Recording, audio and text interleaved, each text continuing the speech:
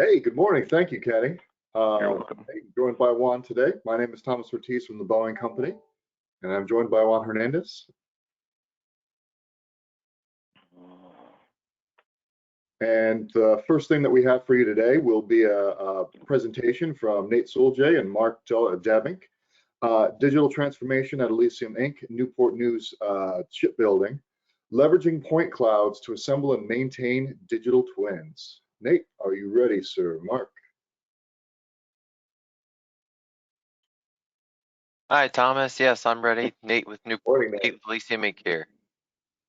Excellent. So you can go ahead and take it away, sir. All right. Make sure I share the correct screen. Okay, so it looks like you've got my desktop at the moment. Let me make sure you get the correct screen here. So change. There we go. That should do the trick.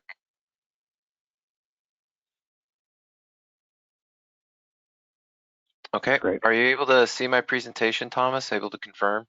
Perfect.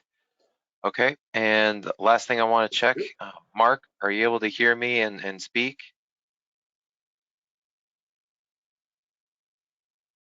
I think he was going to try to connect via phone audio.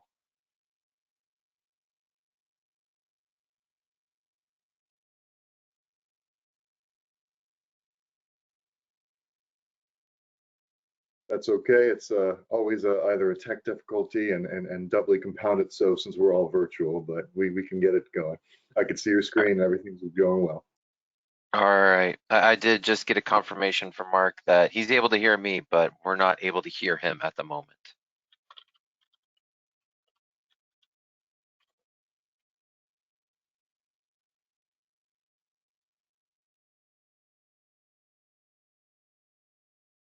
So I'd like to give him just one more minute to see if we can get his microphone working. If not, then I can go ahead and proceed.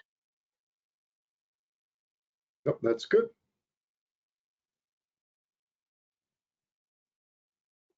While we're doing that, where are you coming from today, sir? Where are you attending virtually from? So I'm attending from Michigan today. So Elysium Inc. is right now headquartered out of Southfield, Michigan in the United States. So that is where I will be presenting from, as from home base here in Michigan. I know Mark, once he's connected, will be presenting, if he's able to connect, will be presenting from Newport News in Virginia.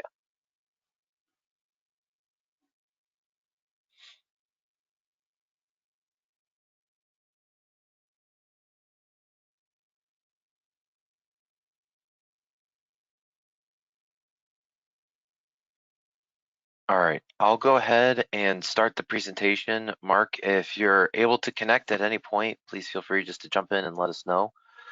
So starting with today's presentation, we're looking at we're looking at a project that Newport News and Elysium collaborated on towards the endeavor of leveraging point clouds within a larger technology range of 3D CAD systems and being able to pull all that information together for maintaining digital twins and maintaining a digital thread between the real world and what's being designed.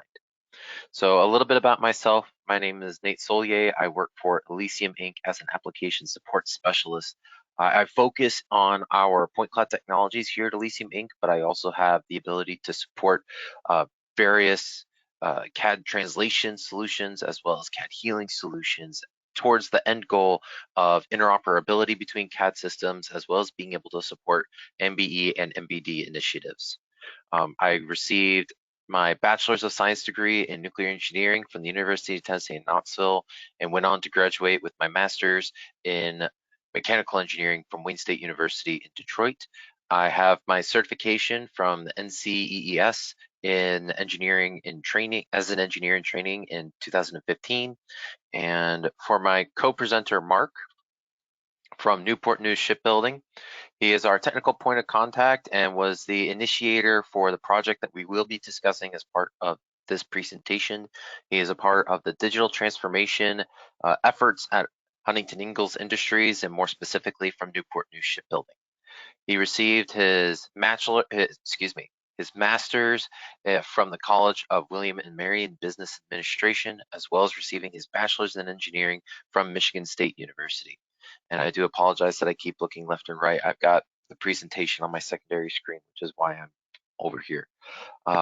He has extensive shipbuilding experience and is currently responsible for setting the goals of digital transformation and being able to integrate those technologies together towards the MBE and digital thread twin capabilities at Newport News Shipbuilding. And his work often involves the close collaboration with different government agencies and software suppliers to test and evaluate new technologies as they are being provided and being able to incorporate those into existing workflows and into existing technologies so as to constantly move Newport News forward in those capabilities. So quick agenda of our presentation today, we're going to discuss a little bit about the digital transformation at Newport News Shipbuilding, as well as a general project overview that we collaborated on between Newport News as well as Elysium Inc. We're going to talk about the technical approach that we took towards that project and being able to move those technologies forward, as well as being able to discuss the new capabilities that we wanted to enhance for comparing laser scan data versus the 3D point cloud from the Elysium technology, the savings and benefits that came out of that project, additional follow-on projects that we're looking forward to, and then we'll wrap up with some questions and answers. So at Newport News Shipbuilding, we're looking at an industry, or we're looking at a company that was founded back in 1886 and has always been moving forward in that shipbuilding industry. It is the largest industrial employer in Virginia, employing over 25,000 different people, many of whom are third and fourth generation shipbuilders. It is one of the only companies capable of designing, building, refueling, overhauling, and inactivating the nuclear aircraft carriers from the United States Navy service. One of only two companies capable of designing and building nuclear submarines for the United States Navy. They've been transforming their 130 plus year company from paper-based processes into the digital age over time, and in an effort to eliminate drawings and constantly moving forward towards model-based engineering and adopting technologies such as laser scanning and point cloud capabilities in order to maintain and operate in the digital twin, as well as being able to do mobile computing and augmented reality for shipbuilding. So in this endeavor, there has been a reinnovation and utilization of the digital twin. So this is the capability when initiating a new design to start in the CAD system. Today, we're looking at NX, for example. In the case of Newport News Shipbuilding, that's what we focused on for our project for that laser scan versus CAD analysis, and we're going to get to that more later.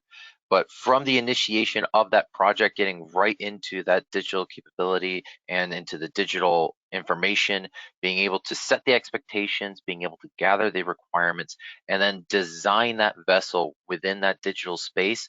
And through that process, being able to verify those manufacturing plans, being able to view that project as it comes to life within that digital space, all the way through fabrication and getting it out into service. Now, once it's in service, those vessels can be maintained over long periods of time. So we need to make sure to understand that current in-service vessel, being able to understand what's changing on that vessel, being able to understand what needs to be upgraded in that vessel, so on and so forth. And that's where being able to tie that reality back into the digital space is very important. So for this particular project, we focused on the aircraft carrier USS Gerald R. Ford for the overall big picture. So again, we're looking at that capability of closing the loop between the digital model, that manufactured vessel, and then being able to take that as built reality into virtual reality or into digital reality, and keeping those together, keeping them updated as a digital twin for that purpose of enhancing the capabilities of maintenance, upgrades, and overhauls, etc. So for this particular vessel, there was a 10+ year build cycle on the vessel alone, and it took 3 million different components in order to build this vessel across 2,000 suppliers and 150,000 shop work packages, 50,000 tons of steel. So it's a very large project that needs to be managed and configured throughout that life cycle. It took 55 million man hours of Navy investment in order to design and manufacture this particular vessel. On board that ship, there's over 50,000 different shipwork packages, 9 million feet of cable, so on and so forth. And we're expecting a 50-year life cycle just for this aircraft carrier alone, let alone for being able to keep up with any obsolescence management, continuous modernization of that vessel, and that implementation of the vessel throughout its life cycle. So looking at it from that perspective, that digital thread, being able to advance the data management through that ship's life cycle. So we've already discussed the design and build work of that vessel, but we also need to sustain that vessel through its life cycle, making sure that, again, those technologies are constantly up to date, that they're being consistently implemented.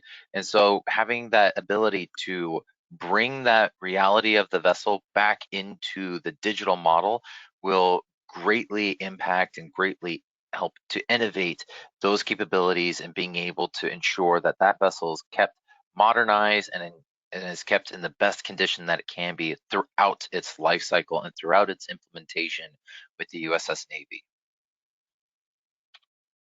So towards that endeavor, Newport News and Elysium collaborated on the Laser Scan to CAD Analysis NSRP project. That's the National Shipbuilding Program and Research Project. So the problem and objectives of this particular project. The problem that we were attempting to address is the success of that in-service digital environment to be predicated on a continuous synchronized methodology between the most recent configuration of that ship and the 3D product model. So we want to make sure that there are two legacy processes that do not configuration manage any unauthorized changes on that vessel, and those would have to then be verified by hand when that vessel needs to either be maintained or overhauled. So those changes typically are going to be done via inspection reports as opposed to the 3D product model. And during those operations, any changes made by ship force during executing yards or participation acquisition of those resources, some of those are difficult to bring back into the virtual model, to bring back into the digital model and make sure that it is maintained appropriately. So the objective was to develop capabilities to capture the current configuration of that vessel and be able to bring those accurately into that digital model. So one of the technologies that we looked at was the use of laser scanners and being able to go on board, rapidly capture that as-built configuration and be able to validate it against the existing digital product model. So by doing that operation, we want to be able to manage the configuration deviations between that laser scan of the reality ship versus the planning yard's 3D model, so that we keep that synchronization and keep that intelligence between the two between the two vessels, the reality and the virtual reality, and make sure that they're synchronized for that ability to plan ahead, have the materials available for repairs and overhauling so that you can reduce the number of man hours required for those same operations. And it also provides an opportunity to educate organizations on the processes to demonstrate these benefits, to be able to demonstrate what it could look like to preserve and configuration manage these in-service vessels. So the technical approach. Elysium, as I mentioned before, offers a software solution for point cloud technologies, being able to consume digital point clouds that have already been captured by a 3D laser scanner and turn them into usable information in a digital environment. So for example, being able to take a point cloud, being able to then overlay it with a 3D CAD model and be able to perform validation so as to confirm any deviations that occurred from the scanned reality versus the digital reality that's being maintained. So what we're looking to do in this particular case is looking at being able to support a variety of different CAD systems. As we can see on this slide, we want to be able to support both CATIA V5 as well as any NX CAD models. We want to be able to impose those on laser scans in order to identify those differences, and we need to be able to do that rapidly, effectively, and accurately. So in this Mark, can you hear me? Hi, Mark. Yes, I can hear you now. Okay, got into audio. Wonderful. So, You're doing a good. So you're doing a sorry? good job. Thank you. I appreciate that. Thank you so much. Is there anything, before I continue, Mark, is there anything that I missed that you wanted to touch on real quick? Now, which slide are you on right now? I am currently on slide 11, the workflow summary and review of the validation process. Yeah, I think if you go back to slide 8 just real quickly, I Certainly. just wanted to talk about, the digital thread. I think you did a good job explaining where we are with the ship.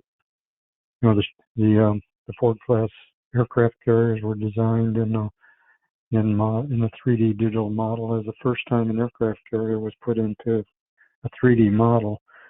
But when we start looking at the overall life cycle with perspective of duration between design, build, and sustain, I think this image kind of shows the relative perspective of those different phases. And for this project, what we're looking at is the sustainment phase, where we go from commissioning of the ship all the way to decommissioning, and all the activities that have to happen for ship maintenance and modernization repair during that 50-year life cycle that Nate was referring to. So one of the things that we do on this ship is we have to always have an updated arrangement configuration when the ship comes in for availabilities for maintenance. And one of the issues that we're having, or problems we're having, is when we do take laser scan images of compartments, is comparing that to the actual CAD model. So our goal is to update the CAD model so it represents the current ship configuration, so we can do changes off-site and bring that information to the ship to do the maintenance and modernization activities. So by the results of this project, what we're trying to do is take and automate that operation that's currently manual, comparing the laser scans to the CAD, and relatively quickly be able to identify the adds, deletes, and modifies between the two different sets of information, such that we can update the CAD model to reflect the current configuration. So with that, I think Nate was ready to talk about the technical aspects of how we do that CAD and laser scan overlay, and then present to the user the results of the findings, so that they can have the latest information available for making decisions on board ship. So with that, Nate, thanks. I'll turn it back over to you. All right. Thank you, Mark. Thank you so much. All right. So let me get back to, here we go. So thank you for that, Mark. And as you said, I'll go ahead and pick it right back up from the technical approach that we took for this particular project. So right now, what we're looking at is a summary and review of the validation operations that we wanted to take with this particular project. So the end goal of this capability is to be able to scan a compartment on board the vessel and be able to populate that into info points. That is Elysium Inc.'s point cloud solution. So be able to take these scans, place them into info points, and then also be able to take JT models, which Newport News uses to continuously update on a nightly basis and keep that representation of that vessel at constant readiness. So we want to be able to consume those JT models from Newport News, as well as the scan data that is being taken on board that compartment, and load it into info points, which is a desktop solution that Newport News would be able to maintain on their own. And once all of that is loaded into the software solution, being able to overlay those particular objects together and then perform a comparison of that scan versus the digital compartment.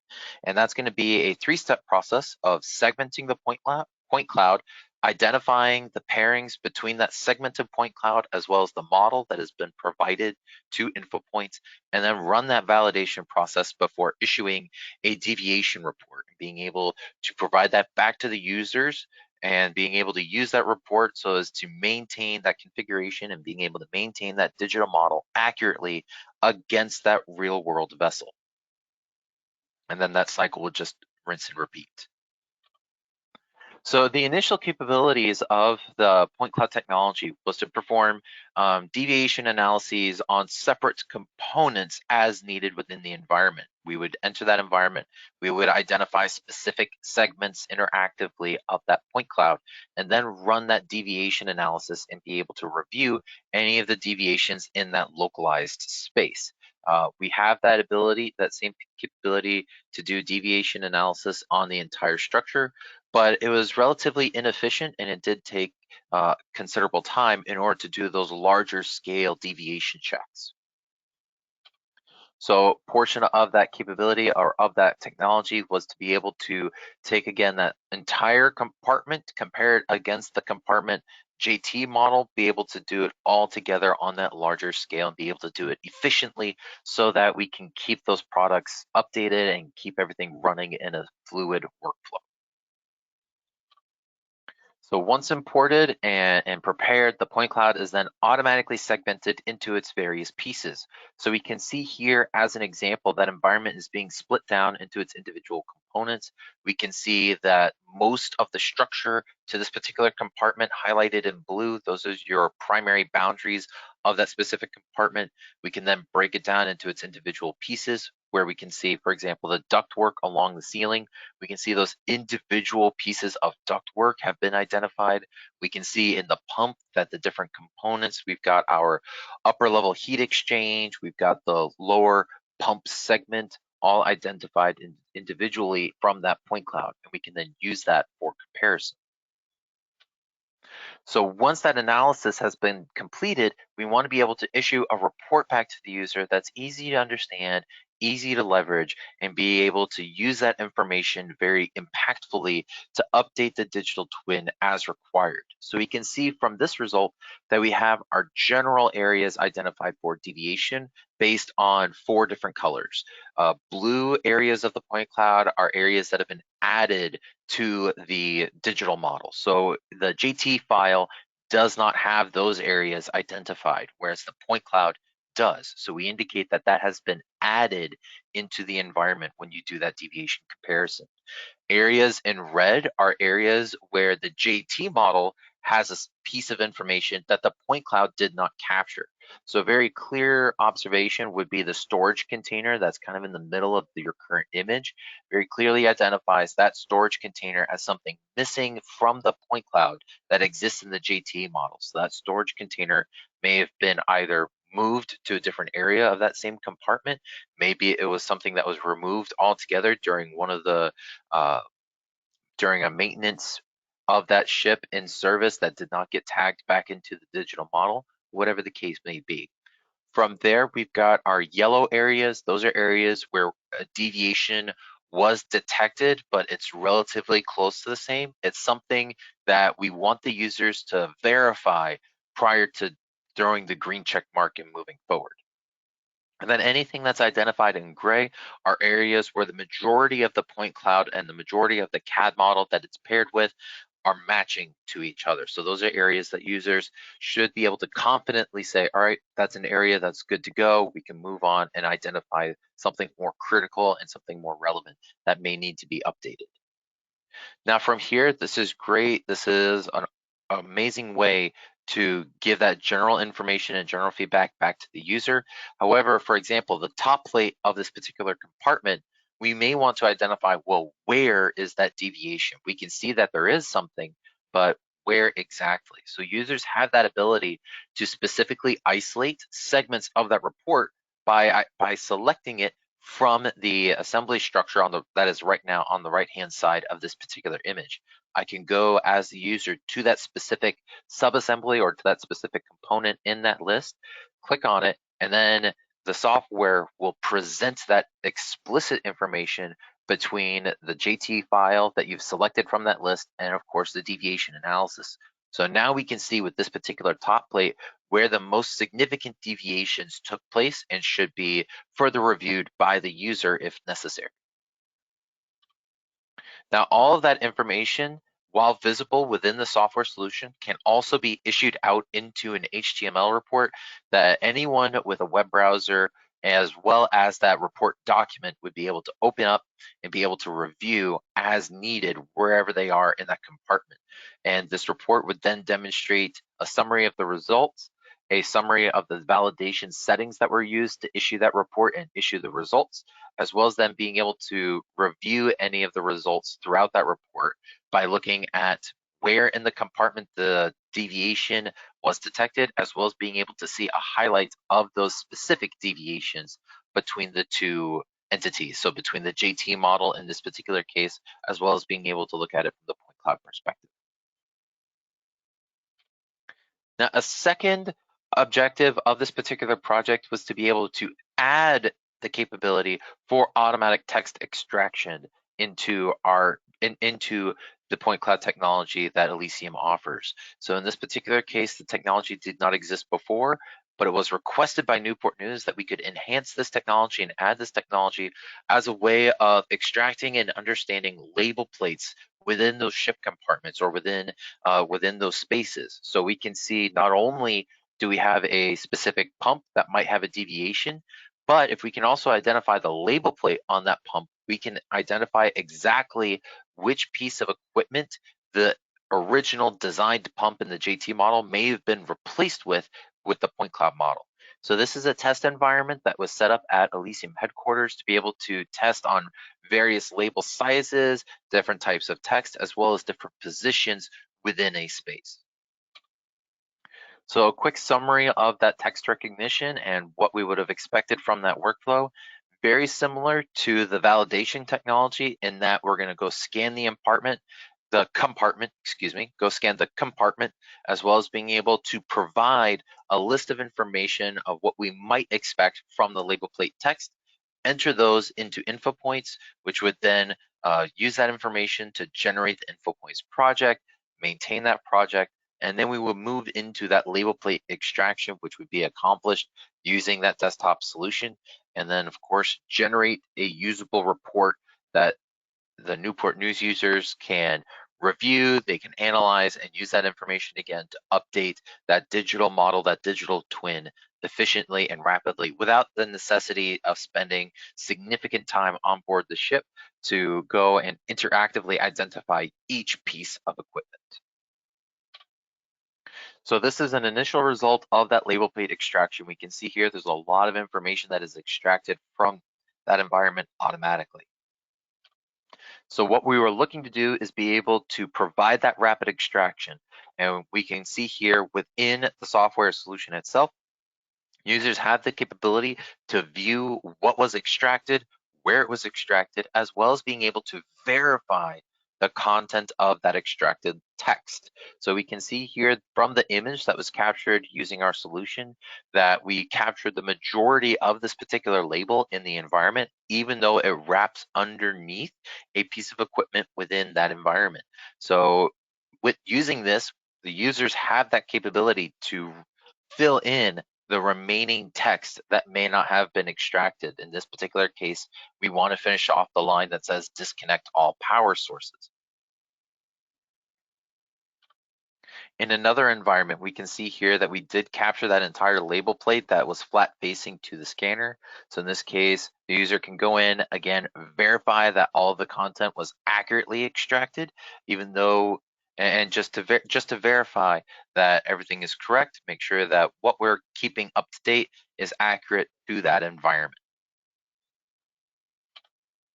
And this is what the report could look like. So again, we want to know what was extracted, and we want to know where it was extracted from, as well as being able to provide the user the image file that they can use to go and verify that extracted information.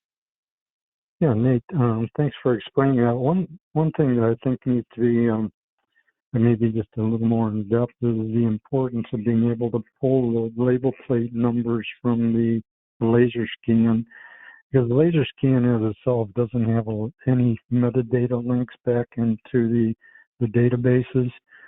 So that creating the label plate identifier allows us to link directly back into our bill of material and all of our vendor catalog information from the laser scan. So that was a technology that we were looking for from this project. Great, thank you for that. All right, Mark, did you have any other comments before I move on? Yeah, I think we're good. Okay, excellent.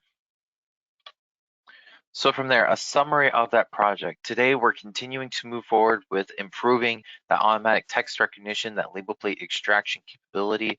We're going to continue improving on that automatic extraction to be able to get as precise of that segmentation as possible for the validation procedures, as well as being able to develop and implement those efficient methods for comparing the point cloud against the CAD model, as well as consistent testing and validation of those processes and capabilities within the InfoPoints software solution. Some savings and benefits. Mark, would you like to talk about those real quick?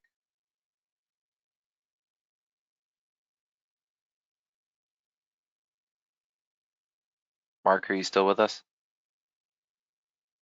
Yeah, thank you, Nate. We are seeing savings from doing laser scans of compartments for the ship's arrangements when we'd start doing implementation of changes to the ship. And the biggest thing, the challenge is you saw the number of parts and, thousands of compartments on the ship is maintaining that 3D alignment between the CAD model and the ship's configuration. So this tool is acting as a method for us to automate that process. It strengthens our reliability for the ship's configuration and make sure that our whole planning yard product model is in synchronization with the actual ship. So we're also using it as a communication tool to educate the use of 3D more and more as we go forward with the aircraft carrier development and lifecycle support, that our newer ships are going to be completely drawingless. So the implementation of these 3D digital twin capabilities are critical for maintaining the ships for 50-year life cycle. So it also, it allows us to effectively capture and display geometric changes in inspection report information that we weren't able to do that in real time. It took a lot of manual resources to be able to do these types of ship checks. So we think we're going to improve the quality and the timeliness to deliver logistics information to the Navy. And regardless of the ship's geometric location, we'll be able to take this information and supply it to the whole planning yard and do advanced planning, support ship availability when the ship comes into port for changes. So with that, Nate, maybe I'll let you talk about the upcoming project. Sure, I'd be happy to. So as Mark mentioned, we are looking forward to an upcoming project to further along those capabilities into mobile laser scanning. So for the project that we just discussed, we focused the capabilities on stationary scanners, typically a tripod scanner, which are capable of scanning large areas very rapidly, but they do have some drawbacks when it comes to being able to get into tight spaces and being able to get into nooks and crannies, because they are restricted to tripod capabilities in most cases.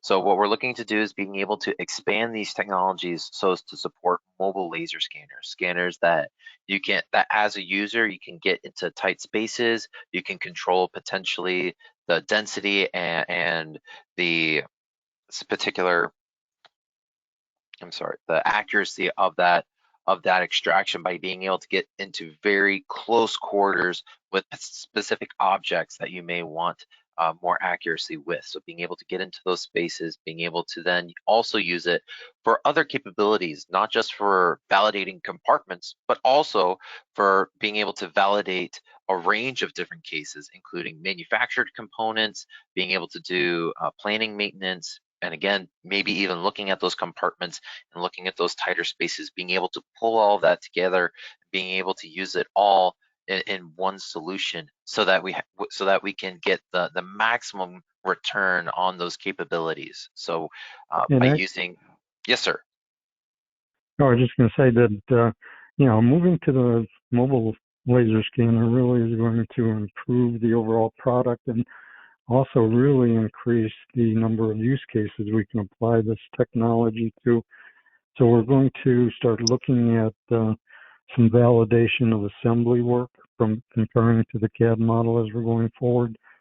And then before ship delivery, critical test and inspection compartment closeouts may be able to be advanced and improved by using the early laser scan comparison against the product model and update the product model with any deviations earlier in the ship's life cycle. So we're really looking forward to this mobile application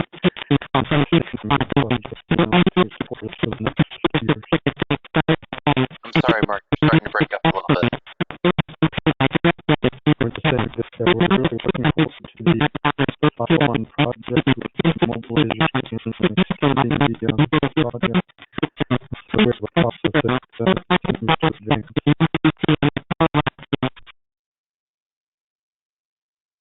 Sorry, Mark, could you try that one more time? Yeah, I had to mute him. Can you hear me quick. now, Nate? There we go. Yes, that's much better. Oh, I'm sorry.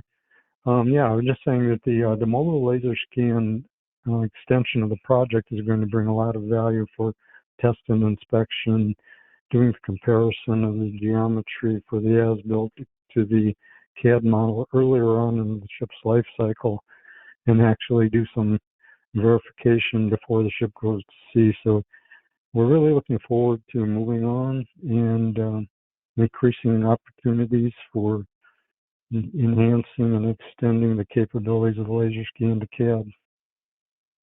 Absolutely. Thank you. Thank you, Mark. And with that, I'd like to open it up to any questions. I believe we still have a few minutes for anyone that has any specific questions.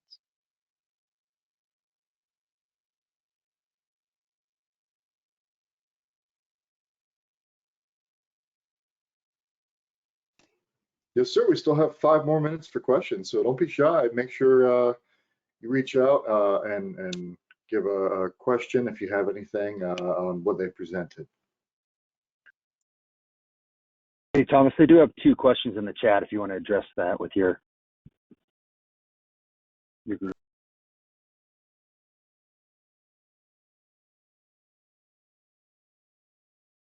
Unfortunately, I don't seem to be seeing the questions. I think I'm stuck on the organizer and panelist right now. Okay, there is a question panel, but just to move things along a little bit, I can ask those questions or relay those questions and get some answers. And if you work out that you can see the questions on the question panel, let me know. So the first question is, I don't see system function digital twin in that life cycle picture. Is there one? And I'm not sure which picture the asker is referring to, but probably you do, Nate. Let me see if I can back up to that. Mark, I think that would be a question that you would be more able to address. So I believe the image. I'm sorry? Yeah, addressing system functions.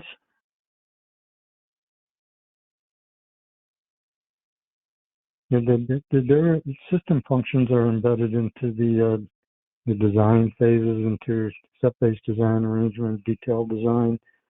We do have system diagrams and system modeling for each one of the systems. And one of the challenges for the laser scanning, of course, is electrical and some really complex piping areas where it's very difficult. And today we really can't use the technology for electrical cables. They're just too dense and complex. So there are some limitations to the process. That's great. Thank you for that. The next question is basically, and I believe it's for you again, Mark. Correct me if I'm wrong, Nate. What kind of laser scanners did you use for this project, and how did you manage thermal expansion? And that's a little too technical for me, but we did use a ferro tripod scanner, and it we have all the details in the reports on that. I just don't have that with me right now. but there were challenges for that too, to moving the tripod around and making sure that the area was clear of obstructions when we were taking the laser scans. And that's why, as a company, Newport News is moving towards the mobile laser scanning for the versatility and the extended of reaching and being able to visualize more of the compartments. So I can get you more information on the technical aspects, or maybe Nate has it, the scanners that were used. Nate, do you have Sure. anything to add? Yes, please. So for the specific scanner that we used for in this particular project, it was the FaroFocus X330 scanner, FaroFocus 3D X330 scanner that we focused on for this particular project and capturing this particular model. Now, for the purpose of this project, we focused on a test environment that was built in a warehouse known as the POPP. I don't remember. It's the it's a proof of concept environment that Newport News put together for us for the purpose of this project, so that we would have a stable test environment. So in that particular case, that's what we're right now seeing on screen is that POP that was developed for the purpose of this project.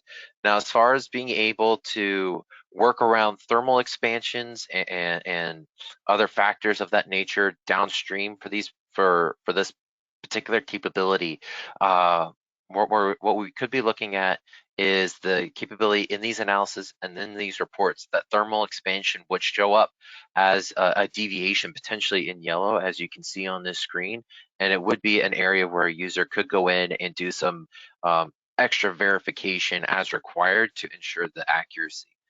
As far as being able to do that automatically, that's going to be a little bit trickier.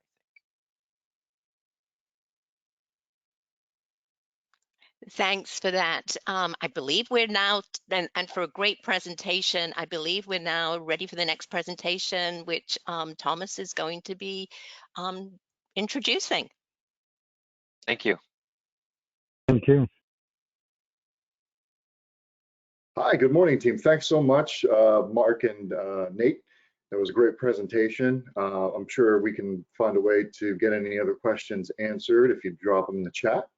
My next presenter is Vinod Subramanian, and he's going to be talking about crafting